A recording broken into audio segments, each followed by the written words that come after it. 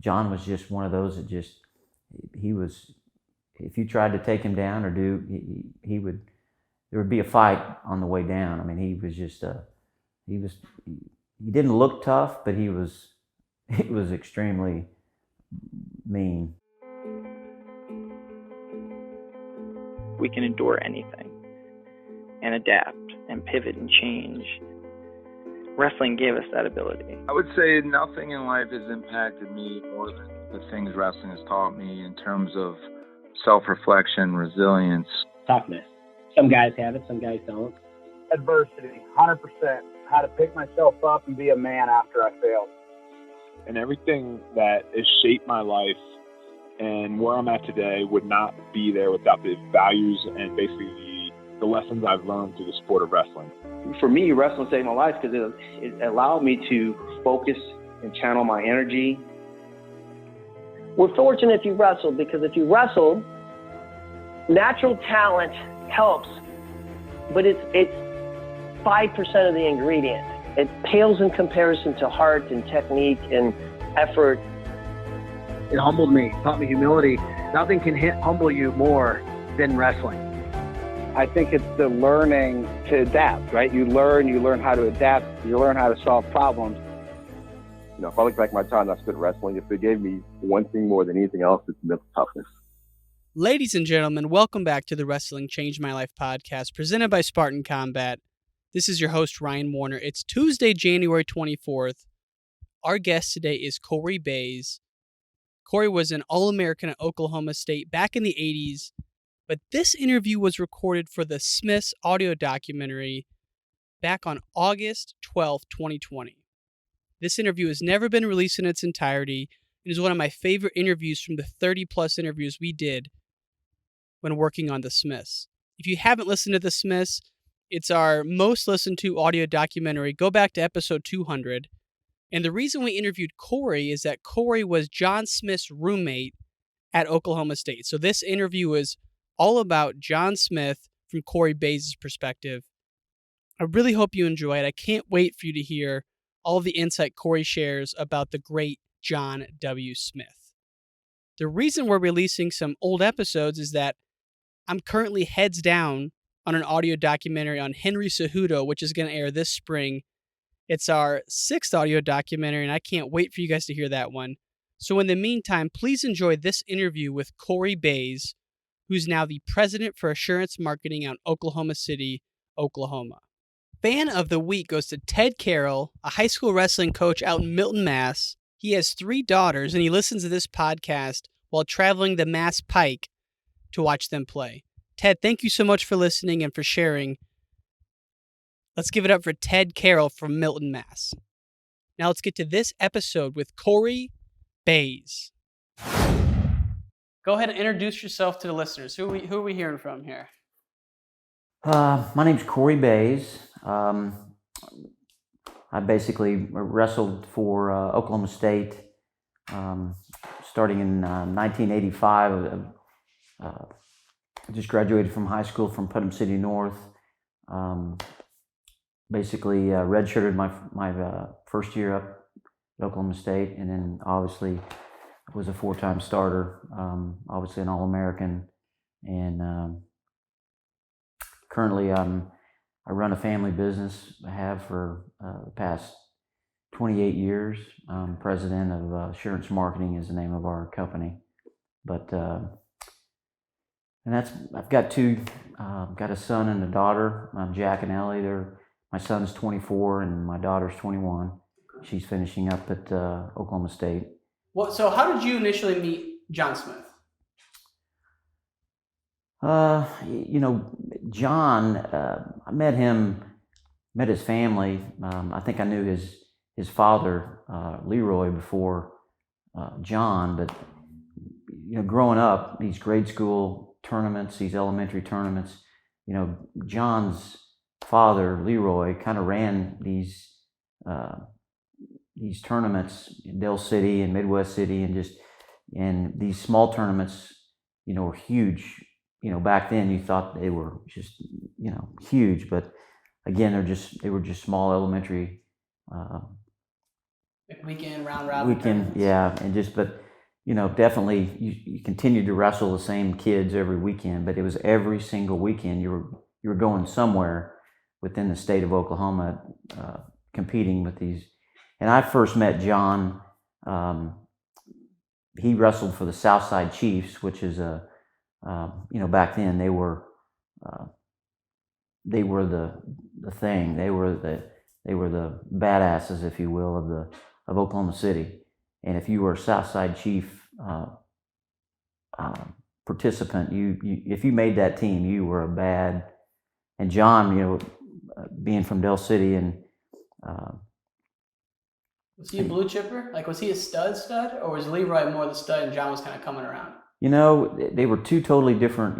Leroy at the time was in college, at OSU, and was he was superstar then, and John was kind of the young brother that was, in a lot of ways, he had I remember grade school, some of the coaches, said, you don't want to wrestle that guy. He'll hurt you. He'll rip your, arms off or your neck. He had a chin whip that he was legal at the time, but they kind of dismissed it because of John was just one of those that he was, if you tried to take him down or there would be a fight on the way down. I mean, he was just, he didn't look tough, but he was extremely mean. Even back then? Even back then, even high school, you bet. What grade, I've heard that at Del City, the program started in fourth grade, and all the elementary schools had little dual teams. And then in junior high, they had that as well. Whereas now it's all club stuff, right? You don't wrestle for your school. So it was the Southside Chiefs. What grade are we talking here? We're probably talking, not even in junior high. Junior high back then was 7th, 8th, and 9th. This was below, probably 5th grade, 4th, 5th, and 6th grades. And some of those kids on that Southside Chiefs team, I wrestled for the Tri-City, I think we were Tri-City Titans. Every team had a name, and the Southside Chiefs had all the kids that went to Moore or Del City or Choctaw or Carl Albert. I mean, they just kind of dispersed, but they were really the Southside kids. And I look back on some of those grade school teams, the kids that were on that, and a lot of those kids went to college with, either to Central State with a full ride or Oklahoma State. But a lot of those kids continued on after grade school and went to wrestle either, grade high schools. Because back then, wrestling was a huge deal in high school. I mean, these coaches didn't leave every year. You had the same coach, for 10, 15 years, and those programs were dominant. Edmond had a really good program. Moore had a really good program. Del City had a really good program. Where those have diminished just because, of different things. The youth program doesn't seem to be as structured as it was. I mean, and USA Wrestling started in Oklahoma. So all the youth tournaments you see going on in every other state now, that model started in Oklahoma. And so you said it, high school wrestling in Oklahoma was huge back then. And mainly it was huge because there was such a, the support from the coaches, the little league programs that you started in, the Y, Northside Y, and I mean, there were just so many parents that got involved too with their kids, and again, they traveled all over the place with them, and a lot of these wrestlers, didn't want to play basketball. They were maybe either too small or didn't want to play football. So wrestling was just a perfect fit for them. Even if they played football to get, stay active, they didn't want to play basketball or something. But it was a good program that if you could cut it, you were going to be better. You're going to be good at whatever you want to do. Right. Just because of the mental aspect, the physical aspect, and it's tough to learn, and you got to be tough to be a wrestler. Tough. There's no other way around it. It's no other way around. You're right. You got to be tough. And now you talk about John being feared as an elementary school wrestler. Did you befriend him then, or not until Oklahoma State? We were friends just because. Like sleepover on the weekend type friends or acquaintances? No, just acquaintances. I knew of him. I knew of his brother. Leroy was kind of an idol of mine. I really wasn't an Oklahoma State fan in the beginning, but I did like Leroy. I liked, that they had a heavyweight up there, Jimmy Jackson, that I loved. But I grew up an Oklahoma fan. I was a Roger Frizzell follower. He was from Midwest City. Midwest City was, dominant back then. I forgot to include them in Southside Chiefs to say Dale City, but Midwest City was, they were the power back in those years, in the early and late 80s. Andre Metzger was an OU guy. You had Metzger, you had Schultz. The Schultz brothers were there. They had an assistant coach. His name's kind of leaving me right now, but he had an assistant coach that was really big into freestyle, and that was something that I really was wanted to learn more about, and he would come to our freestyle programs and teach us, during the off season, and that's where I really got a lot better, learned a lot more, and I don't know, once somebody that comes in and takes the time to do that, you learn to. Jim Humphreys was his name. Oh, the Olympic coach, maybe. Yeah. Okay. And I had all through high school up until my junior year, Humphreys. I was going to be a OU guy. I mean, and I know Mark Perry would even. It surprised him when I chose OSU because he always thought I was an OU guy, mm-hmm. and I was. And I think my junior year or senior year, Humphreys left the university and went and became a head coach, I think, at Illinois or another Indiana, that's right. I just kind of lost my my drive for being OU, since he was really my only guy that I was close to for that, and we had even talked about it. Hey, you're gonna be a Sooner, right? And at the time, I was really focused on, but it switched 180 degree turn when you had my senior year, which was the year that John was a freshman. He was a 126 pounder. They had the dream team. And going up there and seeing the crowds and the Michael Sheets and the Kenny Mondays and just the environment was so much different from the Lloyd Noble Center. Being in Gallagher, Iowa during some of those matches, I just said, this is where I need to be. And to see John just right out of the gate, from high school to college, that he didn't redshirt that year. He came in and was, he was on fire, and and just to see that, it's like, man, he didn't do much.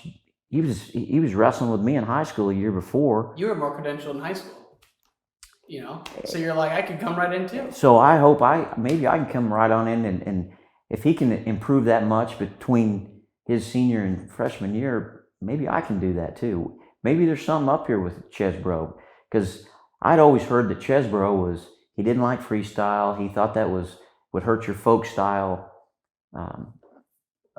and he wasn't an all around. Year-round wrestling wasn't big back then as it is now with all sports. It just was kind of on the brink of that. So that's really what was you talk about the environment at Gallagher? So in '84 they had the dream team. They should have won. Claire Anderson, all these guys who were national champs in one year or another on that same team. Yep. Sheets Monday, you mentioned them. You talk about the environment at Gallagher, though. Leroy Smith talks about it might be sold out the night before, people looking for tickets. What do you remember from the atmosphere inside the arena on a big duel?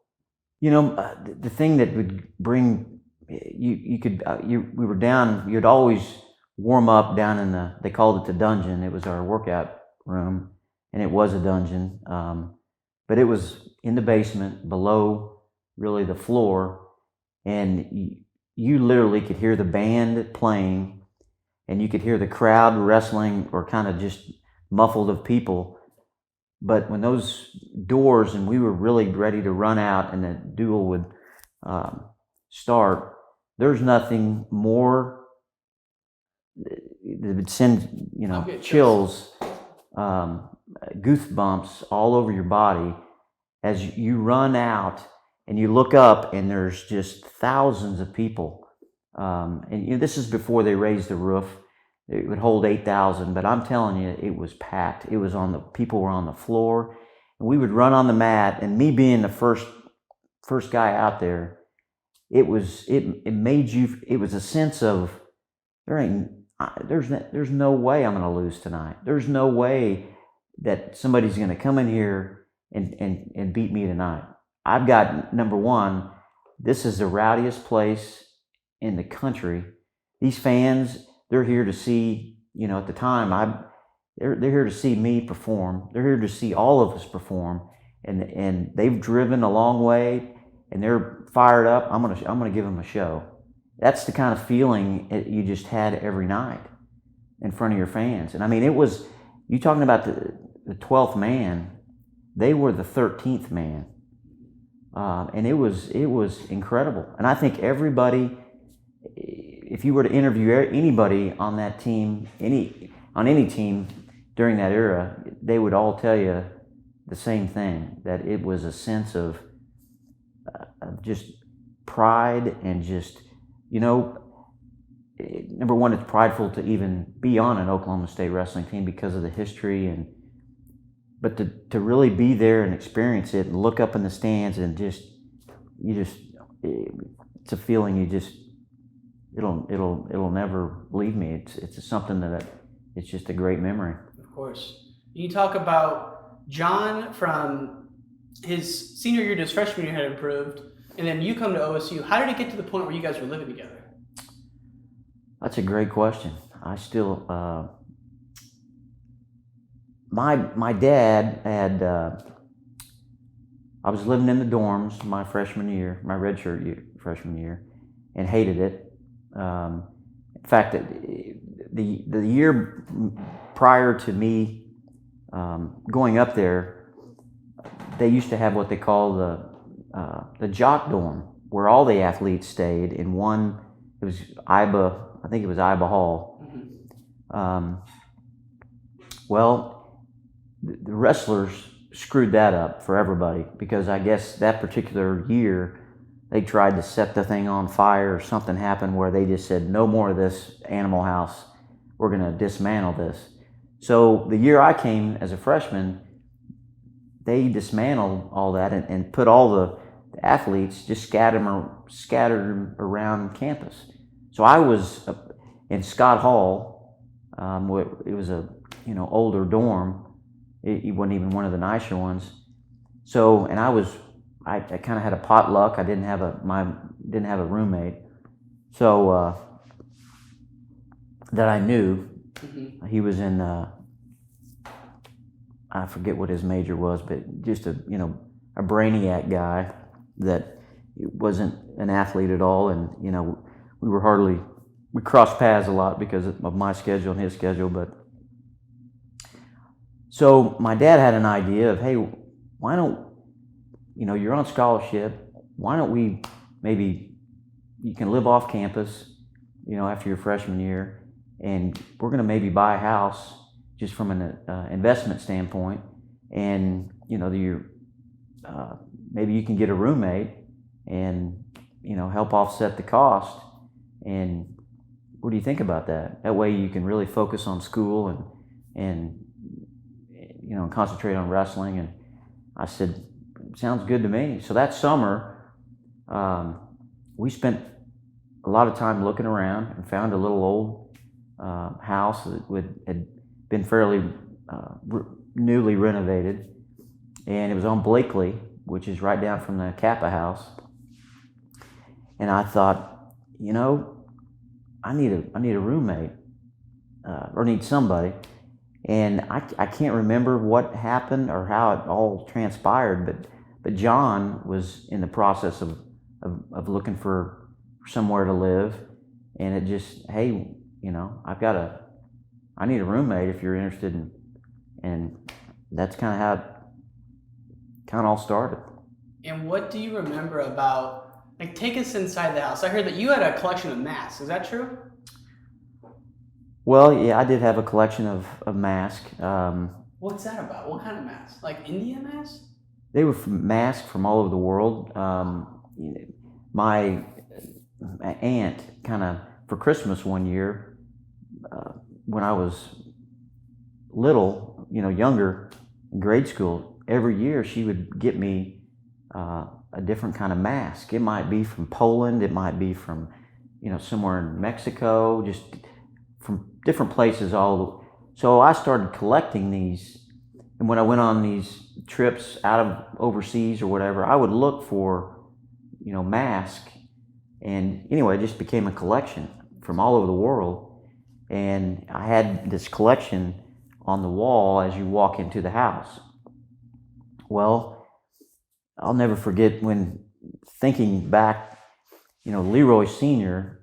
was pretty good with he was Craftsman? Very good craftsman, worked great with his hands, and we moved John in, and he was taught, I asked Mr. Smith, I said, I understand, I said, you know what, we need to get a bar or something right here in front of these masks. And Leroy Sr. says, well, Cory, I can build you just about anything you want. What do you want? And I said, I just want a bar where we can put bar stools up here, have something behind here. And right then he got a piece of paper out and drew this. How big do you want it? How long do you want it? Do you want a place for a refrigerator? Do you want a place for, drinks and what all? So he wrote it all out, drew it all out. He says, I'll have it to you. When do you need it? When do you want it? I said, you tell, I don't care, whenever. He came back a couple weeks later with a truck, and again, he had a big mouthful of, snuff or dip or whatever. And I remember him coming up to the front door and said, well, I got your bar. You ready for it? And it was an L-shaped bar. We almost couldn't get it in the house. It was so big, but it fit perfectly on that wall. And behind it, we had a place for a refrigerator. If you wanted to put a pony keg in there and serve it, with a, draft beer, it was awesome. It had lights. It was just amazing. It had a linoleum top to it, linoleum. It was all made out of fresh cut wood, stained. And it was the heaviest thing you could imagine. But, it was just, that was his way of maybe saying, hey, you guys, thank you. You guys have a good time. Take it from here. And take it from here. What kind of beer would have been in that fridge back in those days? Bud Light. Did John drink? He had a few Bud Lights in his time, yes. Because you read, sometimes people overblow the focus of how, hey, was he like Gable, where Gable was like, blinders on? But then I talked to Leroy, and he's like, John kind of got that during that red shirt year in 85, 86 and afterwards. But how did you say his like social life or his focus changed over time when you saw him living in that house? I think before, and I was kind of the same way, you play hard, or, you work hard, you play hard. That was the Iowa mentality. But after a certain time of the year, I just shut it off. I focused, no drinking, I was so focused on just what I was doing and training and schoolwork that, the partying aspect was just not even in my grasp. And John was kind of the same way. in the early days, we were living together. But, from time to time, during Christmas break, or if there was a time where, we felt like, hey, we can at least have a beer, or celebrate or whatever. But it wasn't, one of those Animal House type deals. It was pretty serious. After mid-October, we pretty much shut everything down until, really after the season. I love it. And so you walk in the house, you had the bar. Was it on the right or the left? Basically, you walk right in, and as soon as you walk in the house, there was a wall, and then there was a hallway to the kitchen. It was right off the side of the kitchen.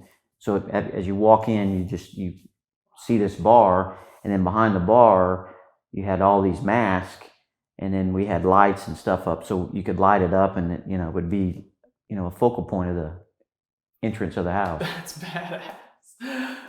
Anything else on the walls that adorn the house? I heard that John had these lacquer boxes he brought back from the Soviet Union. We had back then, TV units were a big deal.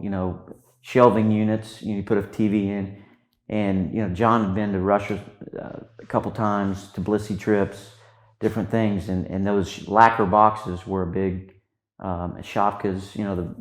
The big hats with the mink fur or whatever. He brought several of those back, and Leroy had been over there prior, so that he knew about the lacquer boxes and the collectible things. There's not too many collectible things in Russia, but those are some are very, very rare and very hard to get. So those were definitely displayed, firsthand on these TV. Like you said, the TVs used to be, now they're sleek and they're sexy and they're thin, but then it was like a freaking piece of wood shelving, like it was made of wood a lot of times. Yeah, and we had a big armoire, if you will, a bunch of shelves that the TV set in, and then all of the wrestling awards were displayed, on that on that TV unit. Last question about the house. Again, you read that you were the clean guy, he wasn't. Was it overblown how clean he was? Because I would think he was like super disciplined. What was it like, the cleanliness between you two? I was probably too much over the top. They even did an article in the paper of the odd couple. One guy was messy, another guy was a clean freak. And I guess I was a clean freak because I wanted to, I was really proud of the house. I wanted to keep it nice. But John, getting in his world a little bit, he comes from such a big family that he's had to fight for everything, food, anything, with such a big family. And it wasn't really, he kept everything clean, but behind his room door, it was like a tornado. And I would just keep his door closed so I wouldn't have to worry about it or even look at it. That was his deal, and it worked.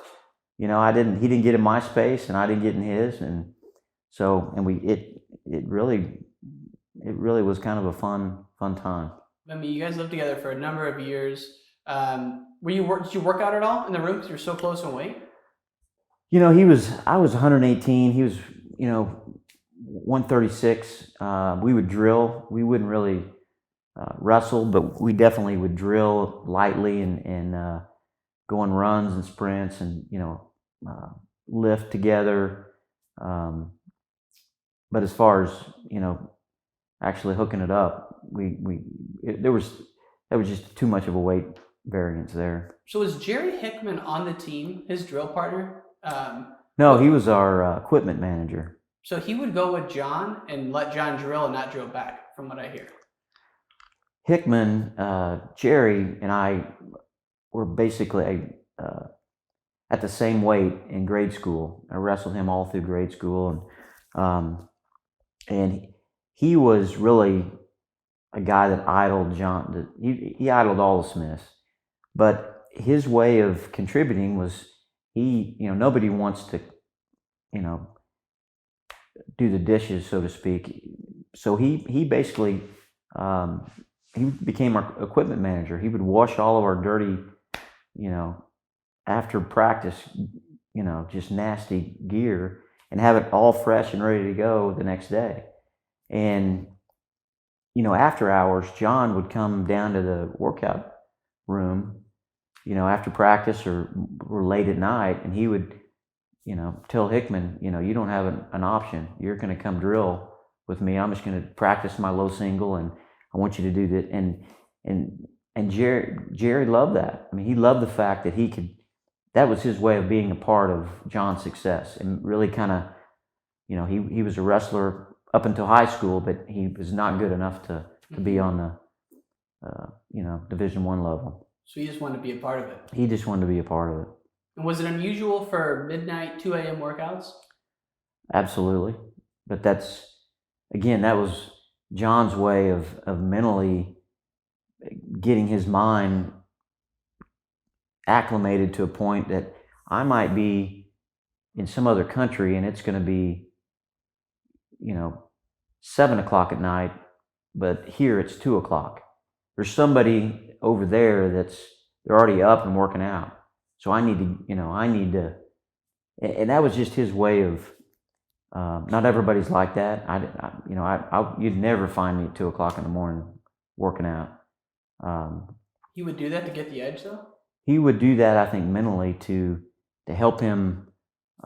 And he was a night owl. I mean, he did a lot of things, late at night. But one of them, before he was really training for the Olympics, or the Goodwill Games that first year, he started doing, a lot of just things, I think, to help him mentally. And that was one thing that, hey, I don't need to sleep. I need to be, practicing my shots. I need to, if he does this, how is he going to react? And just different scenarios on, if I get into a low single situation, how do I finish it? If he does this, or if he does, I mean, he had a solution for any reaction that wrestler could possibly do in every scenario, on the right leg or left leg. If you went right, he knew how to defend that. He had done it so much and so often, and that's what Jerry Hickman kind of spent hours and hours, even in our front living room, when he couldn't get into the gym or they locked him out or whatever, they'd move the furniture and do it in our living room. No way. What was your reaction? I'm trying to figure out when the low single started, right? Some people say Leroy did it. For this story, we're just going to go with the fact that John did it. And John told a story that he was with Jerry one time drilling. It was like late at night.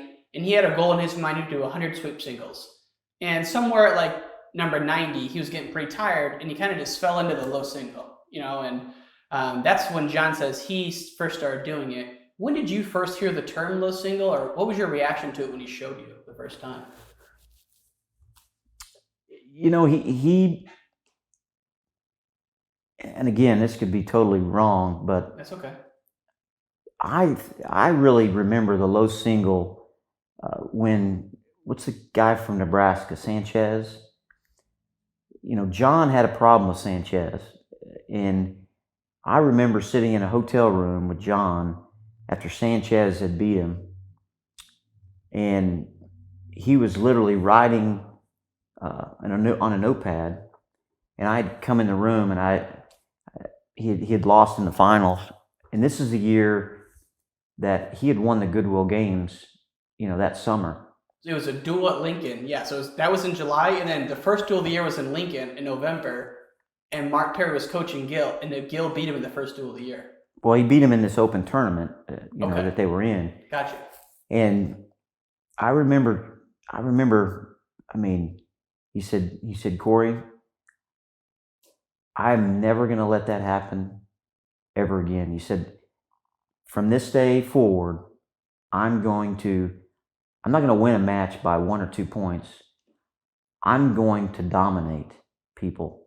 I'm going to just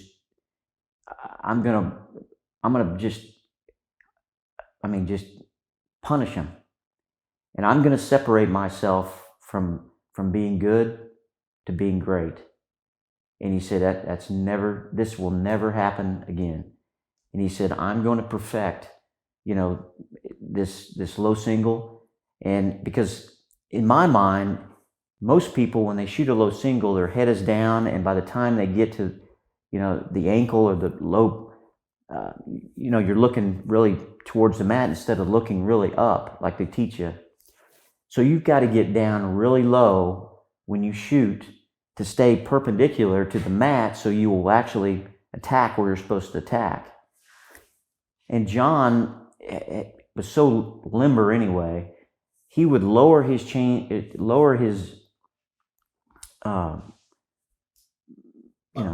level almost as low as you possibly humanly can go. And then he would, make that shot, and his focus was not just hitting between the foot and the shin, or the foot and the knee. It was almost at the ankle. And if he got behind your ankle, you're done. Because number one, you can't sprawl, and you're going to have to fall over and he would try to, number one, get down so low and literally just almost like a laser beam attack your ankle, and then come right up between your, the legs, and then try to finish. And he said, I'm gonna have the best low single of anybody. He said, I'm gonna perfect this to the point where I'll take anybody down. And he just, he would spar by himself. I mean, that's really the turning point for me with John, is that for him to be on such a cloud nine, beating the Russian at the Goodwill Games, and coming back really at the start of the season, wouldn't say he was out of shape, but he wasn't in collegiate shape. And freestyle is completely different scoring than. So when he went to this open tournament and Gil Sanchez, beat him pretty good, it got everybody's attention. Oh, Gil Sanchez just beat John Smith, the Goodwill game. I mean, it embarrassed him. I think it truly embarrassed him to a point where he said, this is never going to happen again. And he did not let it ever happen again. How big was the Goodwill Games win when he won that? Was that pretty mad? Because the Goodwill Games now doesn't really mean anything to us because we weren't around for it. Well, really the two that you remember are Seattle and the one in Russia. Moscow, yeah.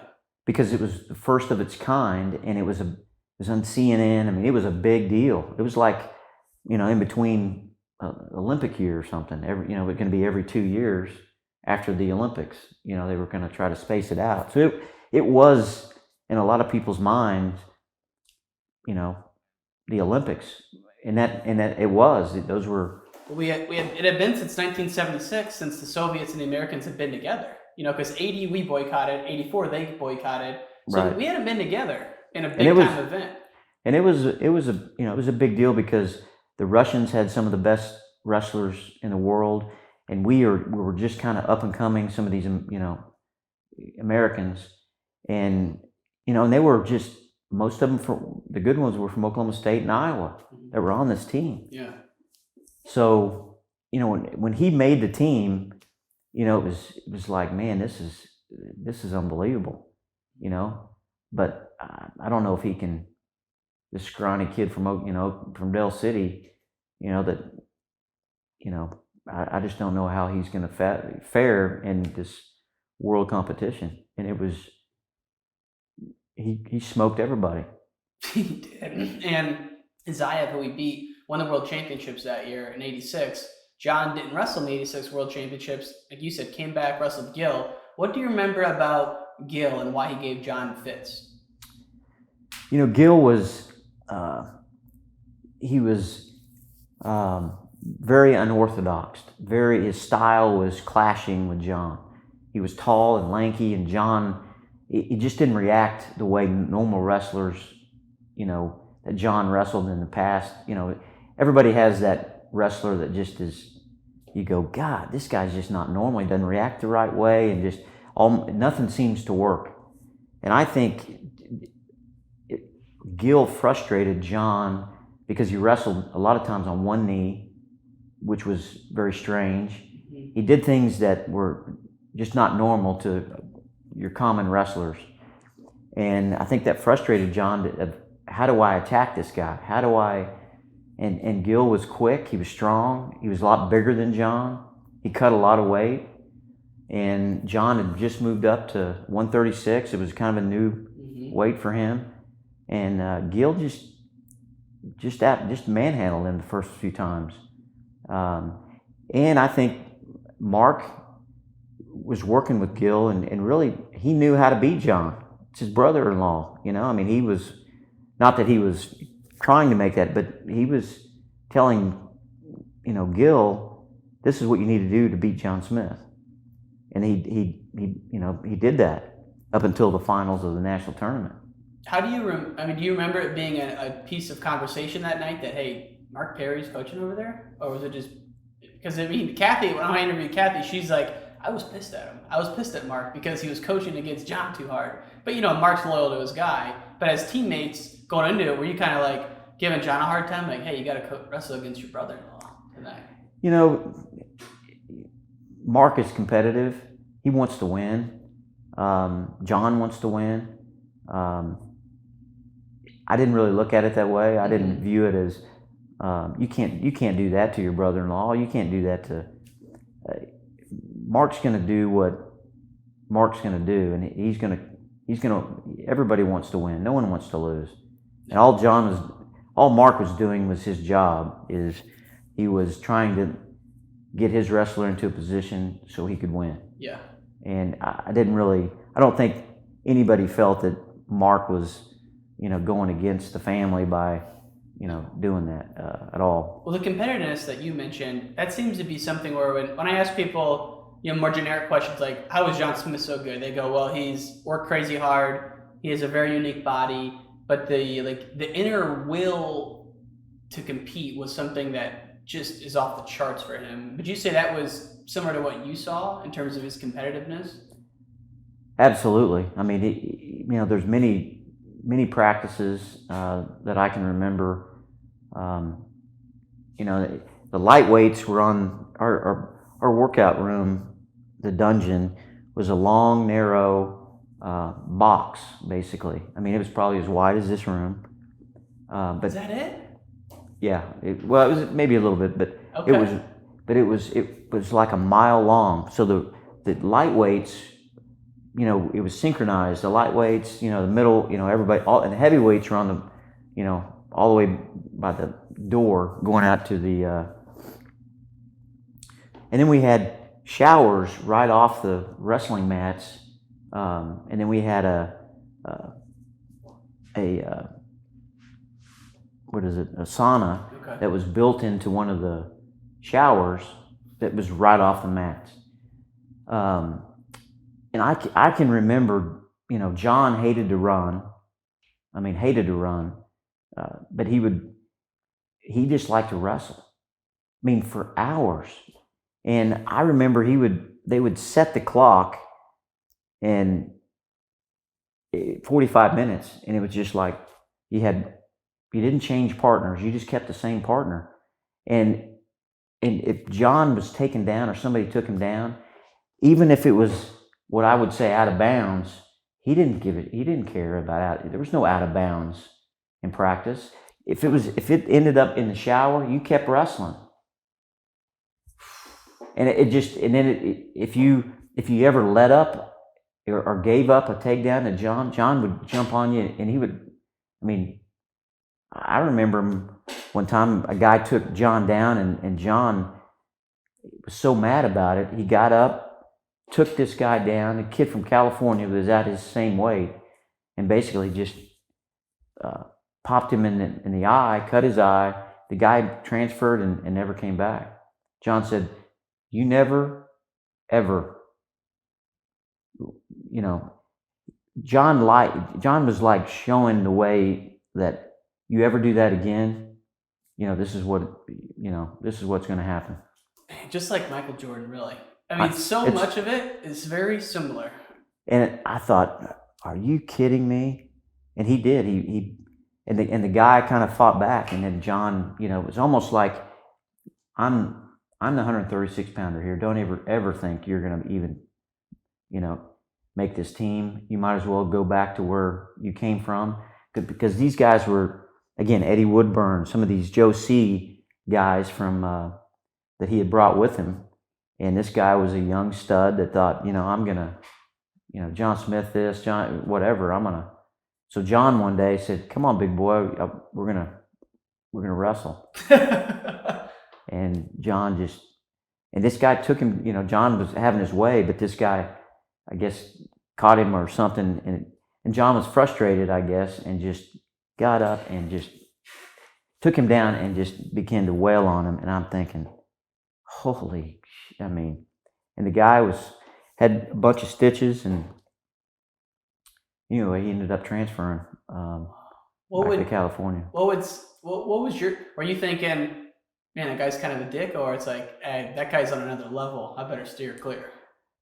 That was just, you know, back then, that was just part of practice. I mean, it was just, you know, you get hurt, you get cut. It doesn't mean you go off to the infirmary and get it stitched up. I mean, you basically just, you know, go towel it off, tape it up, whatever, get back out there. I mean, it was just that mental toughness, and John kind of wanted the reaction to be, go get taped up and get your ass back out here and let's finish this. But the guy didn't come back. And that's what John wanted, push him out. He basically said, mentally, not only physically am I going to beat you up, mentally I'm going to beat you up. Yeah.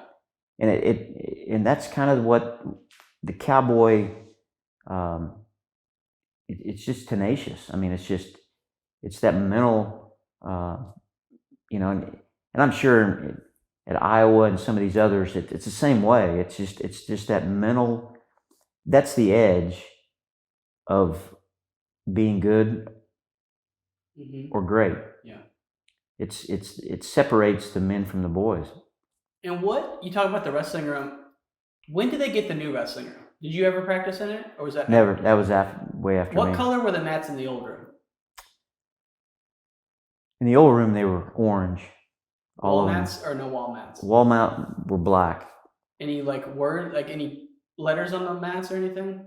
No, just plain black with all orange. You know, and underneath, you know, the mats were wood blocks, basically, you know, kind of or if you were to get thrown in a headlock or a throw or whatever, that would kind of break your fall, where you would kind of bounce instead of, you know, just hit and kind of hurt yourself. But why did John, last thing, then we'll move to 88 and then we'll wrap up. Why did John redshirt in 80?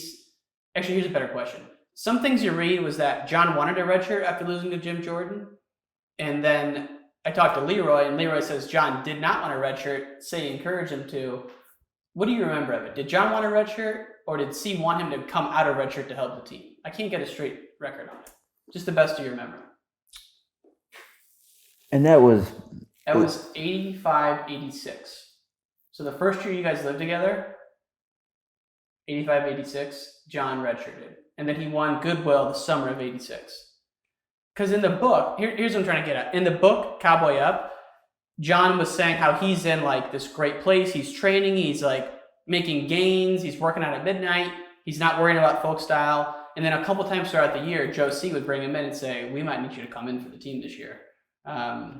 Well, Joe at the time, C, that's when we had several guys that were all, I mean, you had Leo Bailey that was an All-American that, you know, he was really a 36 pounder, but John was, and, you know, John had moved up, you know, he was too big for 125, 126, you know, his freshman year.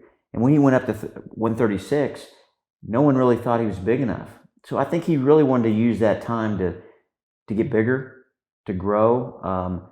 But Joe C wanted him to come out of redshirt because he thought we really had potential shot of making a run at the Nationals if we could maybe bump No, Scove. Luke Scove was 141, and then you had. Leo was in there because Leo beat Gil Sanchez at the Big Eights that year. Well, it was Leo, and it was Luke Scove, and but Leo couldn't beat Scove, and Leo couldn't beat John. So John felt like, somebody's gonna be bumped out. I think he used that to get bigger,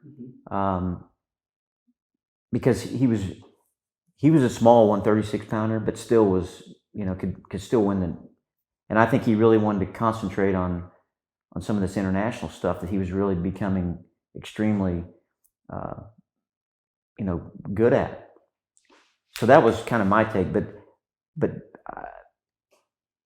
trying to remember Joe C's thinking is, if John could win it at 136 and come out of red shirt, you let Leo and Scove duke it out, and the best man makes the team. The other one's odd man out. Mm-hmm.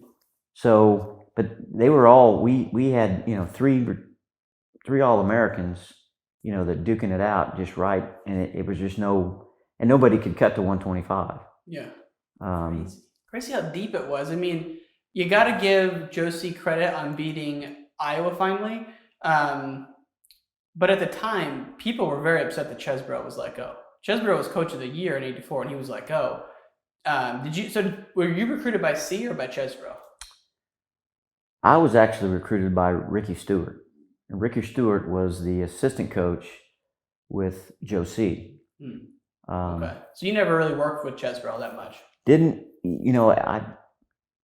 didn't work with Chesbrough until after I got to college, and I worked every summer with him and, the cowboy camps, traveled all over the country, and really got to know Chesbrough and Tommy, and then,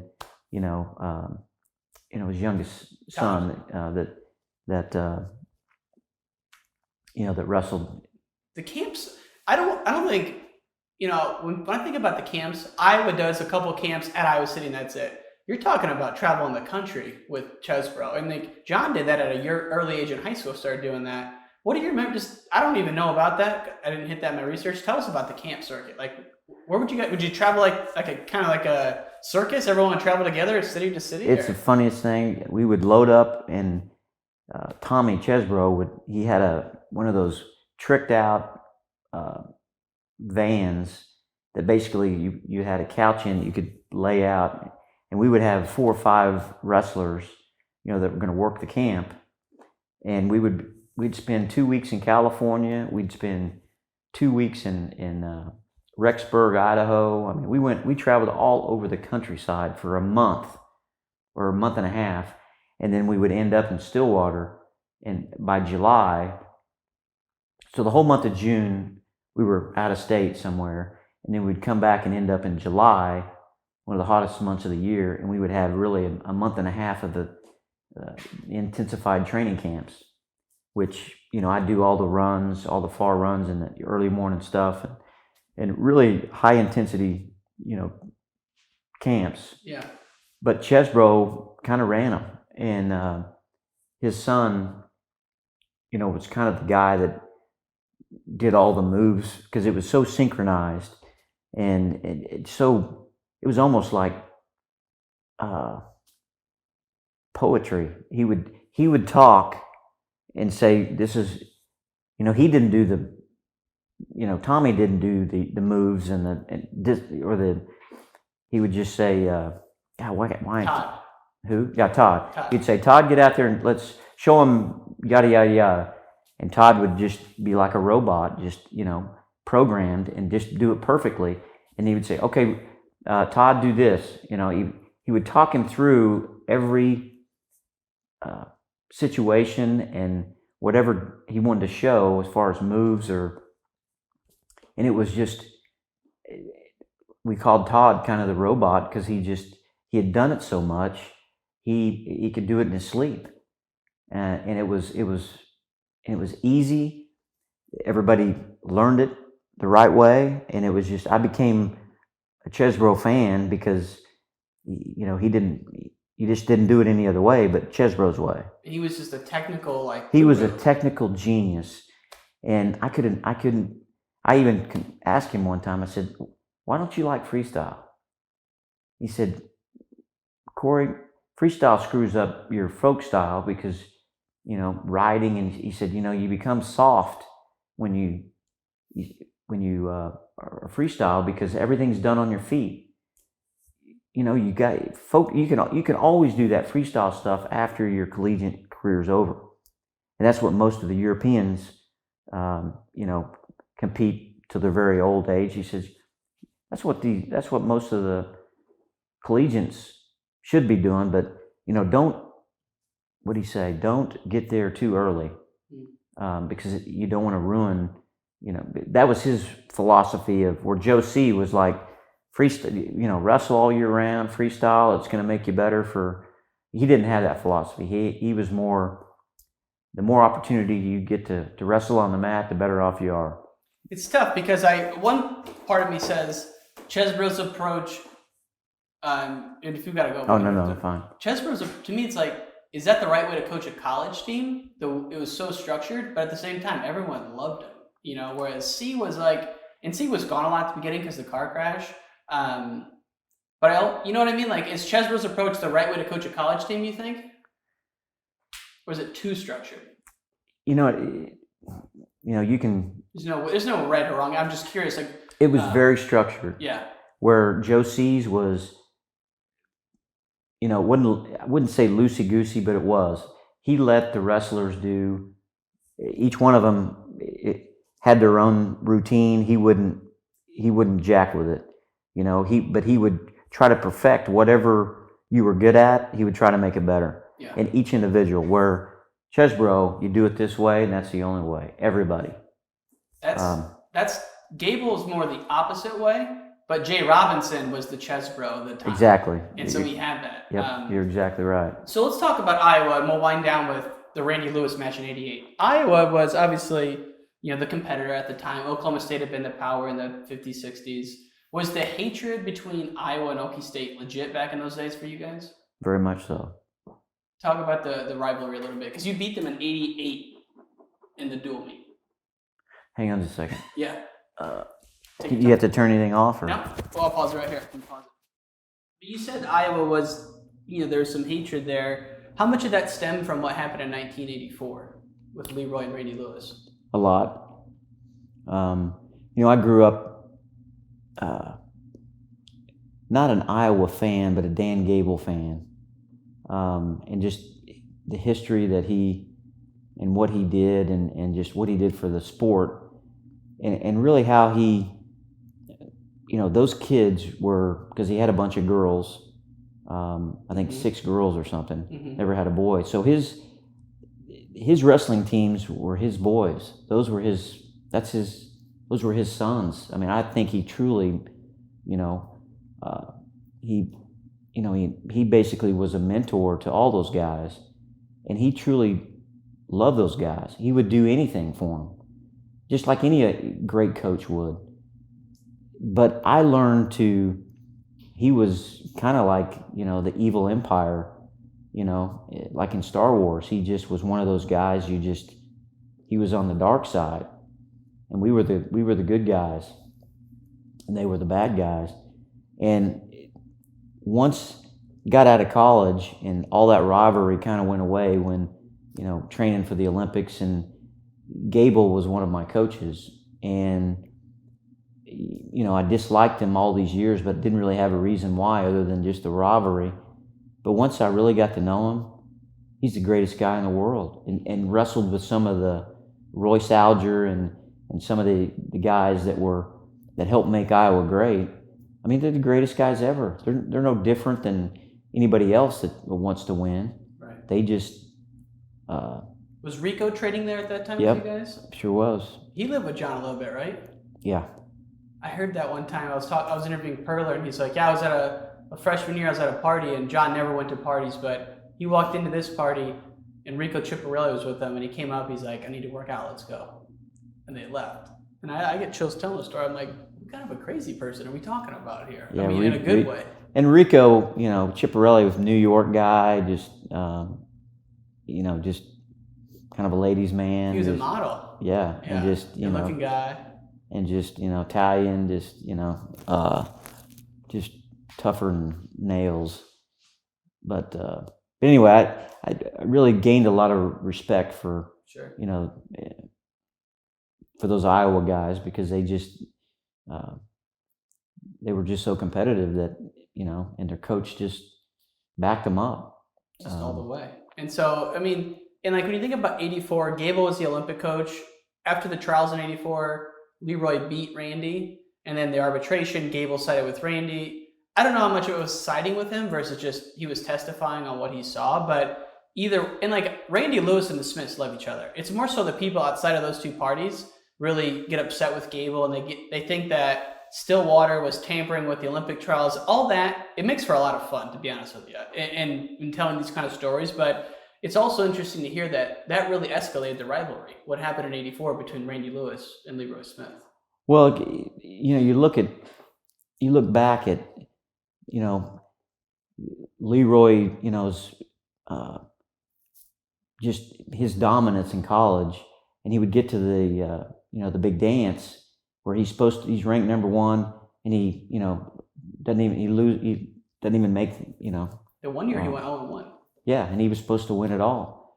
John Smith's ranked number 3 in the country and doesn't even place. If he just would have wrestled up to his seed, they would have won the Chesbro wouldn't have been fired. You think that? Absolutely. I bet John carries a little bit of that too, because he was so close with Chesbro. Well, and I remember the athletic director at the time was Myron Roderick, and he basically gave Chesbro an ultimatum: if you don't win the nationals, I'm gonna replace you. And that was a direct threat to say, if you don't win it with these guys, and he did just that. It's hard to argue with it. And everybody else, Claire Anderson didn't have a very good tournament, I think, that year. And John, he was supposed to be, at least be an All-American. He just is an All-American. They win. His only losses, he had 3 losses to Darkus, and Darkus was really good. And so I don't think they was that close. But to your point, he tied Darkus once at Iowa State. And so he's a and like that's the thing now. True freshmen are so common, it's not a big deal. But back then, true freshman wrestling was a very rare thing. Extremely. And I mean, and to be on that high level of a team, which I think is probably one of the greatest college from top to bottom, was just, I mean, you just think, how in the world did they lose? Crazy. And you look at Iowa's guys, and I scoured all these brackets. They had some great guys too, but they were all young. They were beating these, guys that are upperclassmen that should be crushing them. Yeah. But again, they had no fear. Gable had instilled guys. They put their pants on just like we do. Mm-hmm. We're just going to go crush them. We're gonna beat their ass. Yeah. And that's what they thought, that this is our tournament. This has always been our tournament. We're going to win again. I mean, that's their mentality, is, just like Penn State today. This is our tournament. It's our time. There's no doubt that they're going to get it done. And I mean, at least now, the way they wrestle, Penn State wrestles like that. You mentioned John went 1-1 that year. What do you remember about John processing losses? Like, how would he handle a loss? Well, we go back to the Gil Sanchez. John didn't lose very much, but when he did, he took it like a man. He, I've always been taught, be a good loser, mm-hmm. as hard as it is to do. But whatever, just remember, that moment, because you don't want to feel that way again. Mm-hmm. And I think John would do that same thing. Is he would, after I think a loss, he would break down, okay, what happened? Where did I make my mistakes? What could I have done differently? I mean, he corrected those things against those opponents that gave him the most fits. And that's kind of what he became, just watching film when film wasn't cool back then. Nobody wanted to watch film, but he would study his opponents and what they did, how they did it.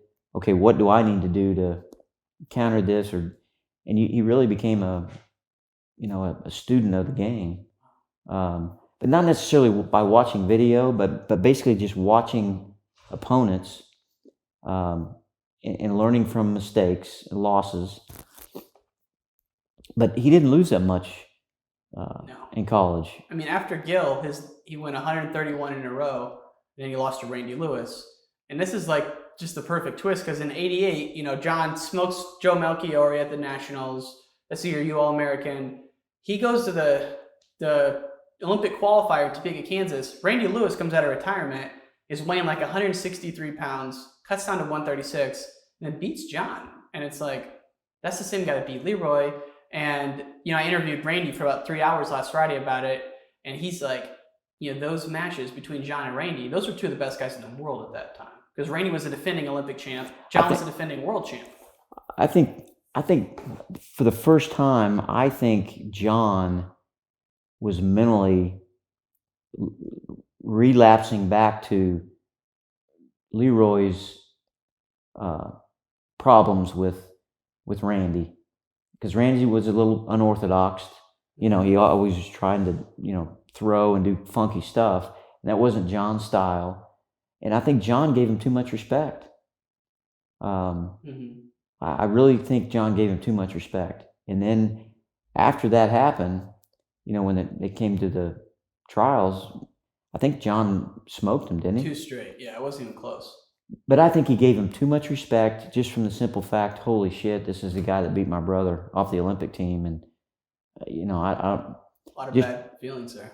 Just mentally, I think he wanted to win so bad that first time that he just couldn't get it done. Yeah. So he went back and, mentally did all the things, this guy's, he can't beat me. Transfixed himself almost, And what what was it like watching someone who you grew up with win the Olympic gold medal in 1988?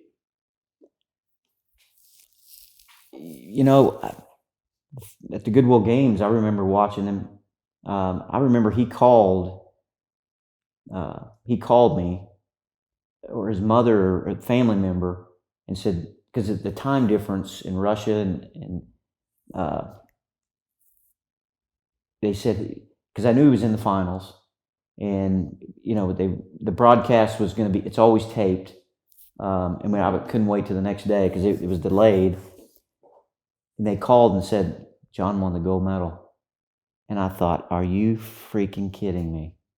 He won the gold medal. In the Olympics, I forget the guy. Sarkeesian. And just in small talk, he would tell me who he thought was going to be, his big challenge. And Sarkeesian was big burly guy, very strong, just didn't do much, kind of a defensive type guy. And John, being so offensive, he was more passive, because he said, I'm just going to have to change my style. And I said, why do you have to change your style? Just just do what you do. And he said, well, that's just it. He thinks that I'm going to do what I need. I've got to, again, playing to the mental aspect, is his coaches are telling him, watch for the low single, and lo and behold, he's, basically head shucked him, literally nearly across the mat, something they had never accounted on or even saw. And, he head shucks him down, and just as simple. But again, those are things that John, would pull out of his hat at the perfect time that nobody saw it coming. That, back in high school, that's all he had was that head shuck, and he would shuck you all the way across the mat. He had that chin whip that just about broke everybody's neck. And then he developed that low single, and he could throw you from anywhere. Yeah.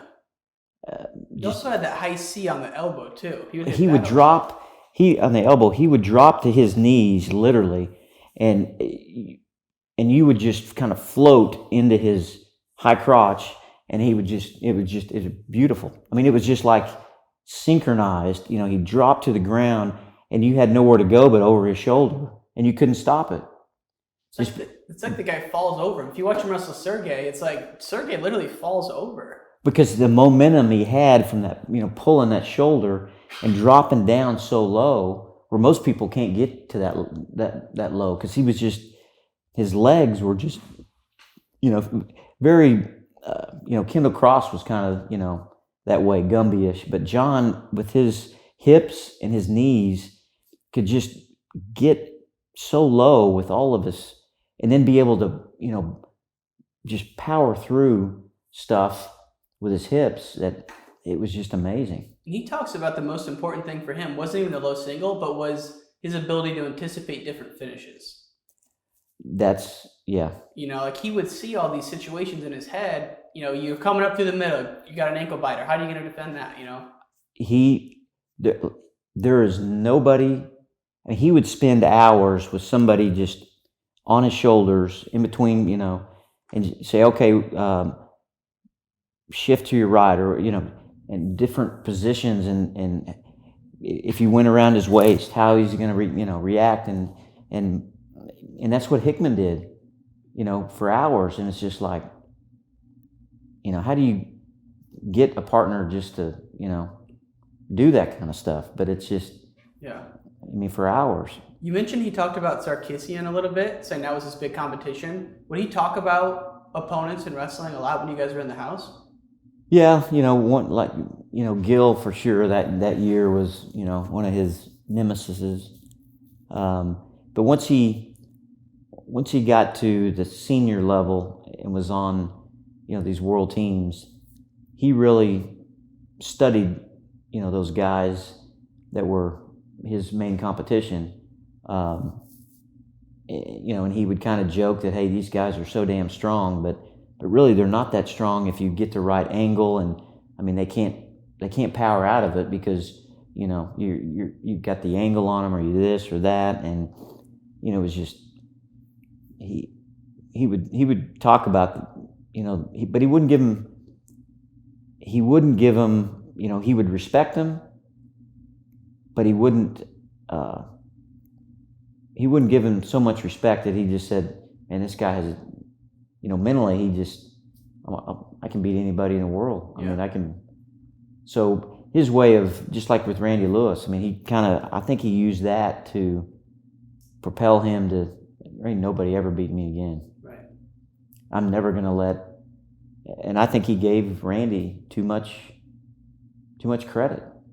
And was it amazing to you to see how far he had come from 84 to 88 when he won the Olympic gold medal? He had done more.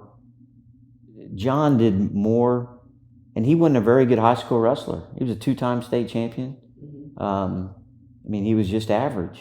He was good, and he wasn't a very good international wrestler. Got fourth at Fargo his senior year. Like, you know what I mean? There's 3 dudes in this country better than him in freestyle. Yeah, and then he was just I mean, I had better records. So you were on the dream team in '85. You know, you were a high school All-American. You had far better credentials than him coming in.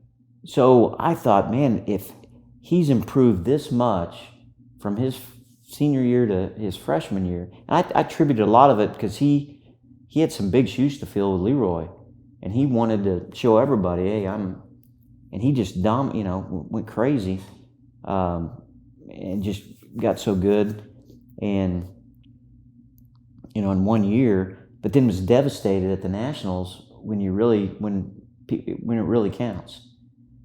And I think that really brought him back down to reality of, hey, this can happen to anybody. Did he ever talk about that with you?